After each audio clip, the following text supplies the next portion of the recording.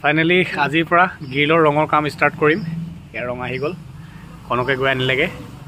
তাৰ হেডফোন দেখিছ নাই বেটা? বিনা গান নুশুনাকৈ ই মানে কামেই কৰিব নোৱাৰে, হেডফোন লাগিবই।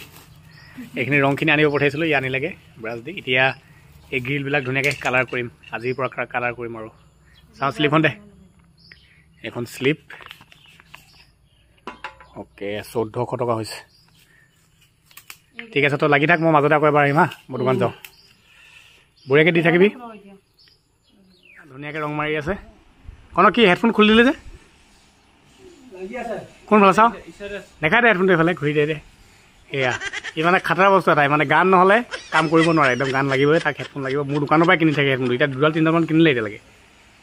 একদম বঢ়িয়া আছে, আঁতৰ পৰা ধুনীয়াকৈ শ্ব' উঠিছে, কিন্তু ভাল লাগিব। গোটেইখিনি বগা কালাৰ মাৰি দিলে, হোৱাইট কালাৰ মাৰিছোঁ। কেনেকুৱা লাগিছে জনাব আপোনালোকে ঘৰটো। আচলতে ঘৰটোক লৈ পেলাই যথেষ্ট কষ্ট কৰি আছোঁ, মানে প্ৰতিটো বস্তুৱে চিন্তা কৰি পেলাই কৰি আছোঁ কামকেইটা। যাকে নলগাওঁ কিয় মিস্ত্ৰীৰ লগত সদায় লাগি থাকোঁ। আৰু এটা কথা মনত ৰাখিব, ঘৰখন যদি ভাল কৰিবলৈ মন আছে বা নিজে বিচৰা মতে যদি কৰিবলৈ মন আছে, তেতিয়াহ'লে সদায় মিস্ত্ৰীৰ লগত আপুনি লাগি থাকিবই লাগিব। কাৰণ মিস্ত্ৰীয়েতো কামখিনি ভালকৈ কৰিব, কিন্তু আপুনি যদি লগত থাকে বা তেতিয়াহে আপুনি বিচৰা মতেহে কামবোৰ হ'ব। কেমেৰাটো চাই এইফালে ঘূৰ, এইফালে ঘূৰ।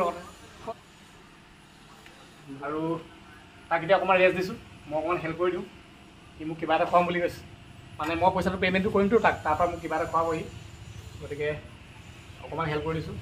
প্ৰণৱ খুৱাব লাগিব। এই যে গ্ৰিলত হোৱাইট কালাৰটো দি আছোঁ, এইটো লৈ মই বহুত দিন চিন্তা কৰি আছিলোঁ, যে বহুত দিনৰ পৰা ভাবি আছিলোঁ মানে কি কৰিম, হোৱাইটে দিম নে বেলেগ দিম। তো বহুত ক্লাছ চাইছোঁ, মানে ইণ্টাৰনেটতো চাইছিলোঁ। তো ফাইনেলি হোৱাইট কালাৰটো দিয়া ডিচিশ্যন ল'লোঁ। আৰু মোৰ ঘৰটো যিবোৰ ৱালবোৰ মানে বৰ্তমান অকল 14হে কাটি থোৱা আছে যিহেতু, গতিকে কালাৰটো চেঞ্জ হ'ব, বাৰাণ্ডাৰ ৱালবোৰ কালাৰ চেঞ্জ হ'ব। তেতিয়া হোৱাইটটো জিলিকি পৰিব ধুনীয়াকৈ। এতিয়া বেকগ্ৰাউণ্ডটো হোৱাইট হৈ আছে কাৰণে বৰ এটা জিলিকা নাই বাৰু, সেইটো হয়। চ' বহুত ভাবি গুণি ফাইনেলি হোৱাইট কালাৰটো দিয়া ডিচিশ্যন ল'লোঁ। আৰু ঘৰটোৰ প্ৰতিটো বস্তুতে একচুৱেলি বহুত চিন্তা কৰি পেলাই চিন্তা চৰ্চা কৰিছোঁ, যিহেতু নিজেই বিচৰা ধৰণে কৰিব বিচাৰিছোঁ মই। আৰু আপোনালোকক মই এটা স্ক্ৰীনশ্বট দিছোঁ হোৱাটছআপৰ, চাওকচোন। যোৱাকালি সি মোক মেছেজ কৰিছিলে, কনকে এই কালাৰ যে কৰি আছে। মই এঘণ্টামান চাই মেছেজটো একো বুজি নাপালোঁ। যদি আপোনালোকে বুজি পাইছে তেতিয়াহ'লে প্লিজ মোক তলত লিখি জনাওকচোন, সি কি ক'ব বিচাৰিছে। আৰে ভাই একো নাই, যে চেষ্টা কৰিছোঁ মেছেজ লিখিবলৈ, সেয়াই যথেষ্ট। ইয়াৰ মেছেজৰ স্ক্ৰীনশ্বটটো যে দি দিছোঁ, সেইটো আকৌ ভুল নুবুজিব, জাষ্ট ফৰ ফান, মই এটা ধেমালিৰ কাৰণে দি দিছোঁ।